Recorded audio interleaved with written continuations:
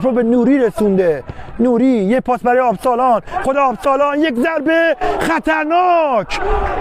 توپ رو استفاده نوری، خود نوری استوپ سینه رو انجام میده، دیری باد بزنه یک ضربه و باز هم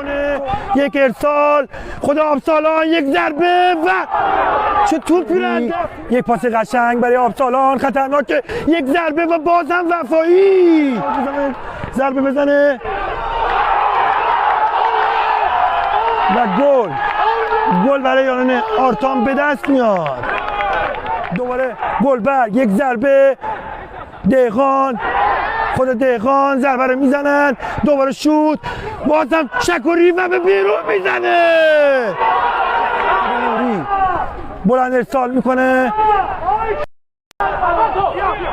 تو به دست بازیکنان تیم آرتام برخورد کرده بود، کاملا تو با دست. یک موقعیت خطرناک پشت محوطه جریمه و خود پژمان نژاد پشت توپ، ارسال، یک ضربه خطرناک، قاطی میکنن بازیکن داماش، یک ارسال، آبسالان یک ضربه، بازم وفایی، خود طالبی ارسال، یک موقعیت و حالا گل برای داماش و گل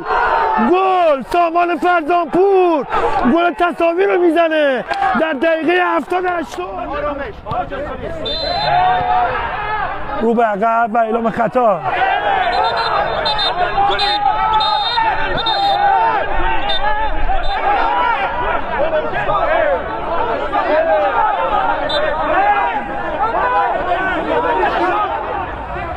نعمتی پشت توپ خطرناک،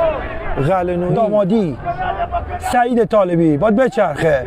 یک پاس خطرناک، گلبرگ و یک ضربه، فرزانپور، یک توپ زاید تبار خطرناکه، میتونه طالبی رو ببینه، سعید طالبی به دیرک دروازه کجا میزنه؟